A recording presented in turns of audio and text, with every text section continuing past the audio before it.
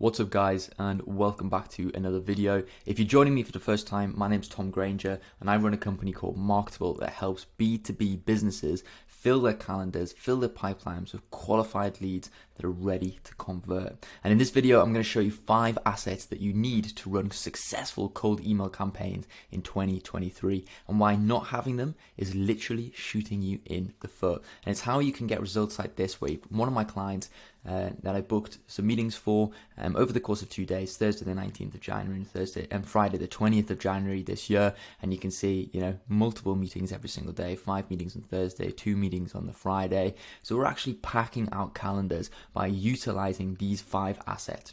Because just having a cold email campaign is not enough. You need to have supporting assets alongside that to help you book more meetings and to help you prove your case. Because at the end of the day, what you're doing is cold. It's cold email to people that have never heard from you before. So you need assets to warm them up, to build that parasocial relationship, and to encourage them and build trust with them, so that they know that you're talking about the right thing and that you're trustworthy in what you do. So we're going to walk through these assets. I'm going to explain what they are and how you can set them up. So number 1 here, this might seem obvious, but I come across so many businesses that work in sales that have meetings, that have a pipeline, but don't have any sort of CRM. And a CRM is so essential for any cold email campaign. The reason for this is that you should be getting in multiple interested replies every single day. If you're getting 10 interested replies every day, every week, that's 50 interested replies, every single week. You're getting hundreds every single month. If you don't have a CRM or a proper way of tracking these leads, then you're going to miss them. They're going to fall out the pipeline, and you're not going to maximize the amount of revenue that you could be if you had that CRM in place. So again, it allows you to track the leads, where they are in the pipeline, if they're interested, if you've got a meeting book, or they're waiting decision, or you're waiting approval, have you closed them, have you lost them, where are they in the process? And it really allows you to automate this process.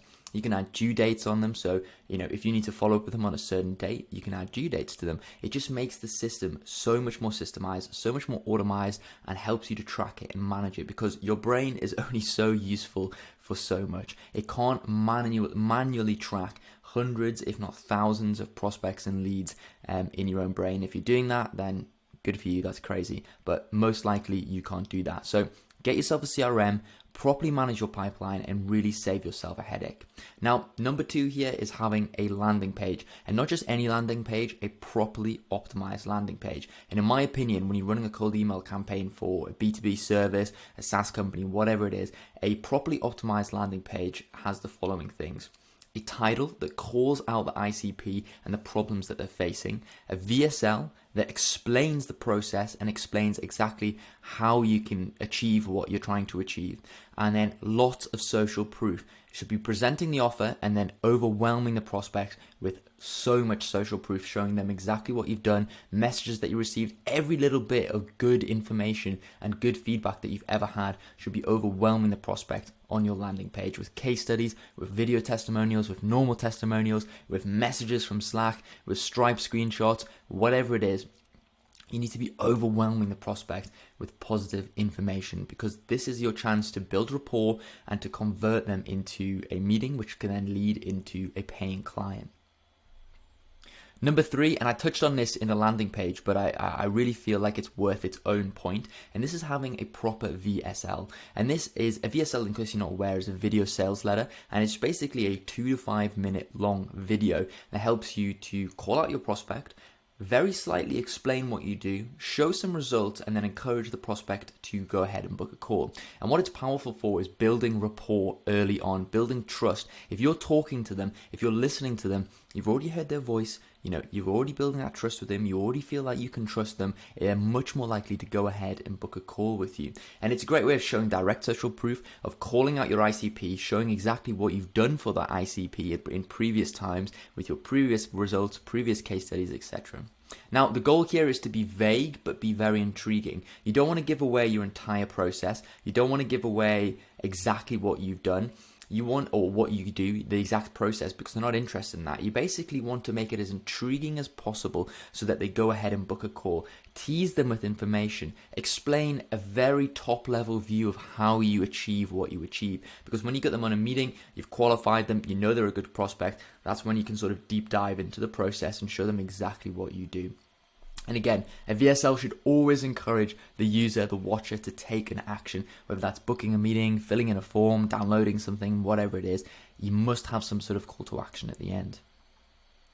Number 4, this is another really important thing, and I'm finding a lot of success with this, is having an Evergreen Loom video that's 1 to 2 minutes long. It's super brief. It shows some results that you've generated and a very quick insight into the process of how you do it. Once again, it should encourage the prospect to take an action. And it's how you've helped brands like theirs. And where it's useful is when you're sending out cold emails, someone asks for more information. Boom, you send over a video. You're already ahead of the game here. You're already beating out 99% of people that are reaching out to them that wouldn't send them a video. It makes you seem a little bit more advanced, and it's a great way, once again, of building that rapport very, very quickly. It's also great if a prospect is, ghosting you. You've spoke to them, you've been on a meeting with them. Send them an Evergreen Loom video that shows your results just to re-engage them back into the campaign. It's so useful. So go ahead and record a really quick Evergreen Loom video showing some results and a very quick insight into the process. This is a very, very powerful asset to have with your cold email campaigns. And then finally here, this is something that I've just recently developed myself, and this is a pre-call flow. So when you book someone into your calendar and you book them in a meeting, normally it's a day's time, 2 days time, 3 days time, whatever it is you book them in. Basically, you want to keep them warm during that process so that when you do jump on a call, you're not starting from cold again. They're like, oh, who was this again? Loads of people have so many meetings in their calendars every single day. So you want to warm them up and make sure that they're ready to go on this meeting, they're ready to close. Again, it's a great way of building rapport. It pre-sells them. You can handle all the objections, like you can literally send them over all the objections that you usually get, oh, is this going to generate me an ROI? Do you have a money back guarantee? All these sort of things. You can literally send them over all of this information before you jump on a call. So when they do jump on a call, they've got no objections. They can't object because you've already pre-handled all of those objections. So you can just close them so much easier. It's also a great way of letting them know what is expected of them as well. If you're jumping on a call with someone, you expect them to have certain insights. We've all been there. We've jumped on a sales call where we ask them a specific question and they're like, oh, I'm not sure, I'm going to have to get back to you on that one. It's not any use. So you basically want to send them over a list of expectations. I need this from you. I'm going to ask you about this. I'm going to ask you about that. It also makes you look a lot more serious and they're much more likely to respect you as well. So all of this is going to make it so much easier to close. So build out your pre-call flows. You can do it really easily on things like Calendly with reminders. You can customize everything and make it look really nice and just build out that flow so they've got all the information that they could possibly need before they jump on a call.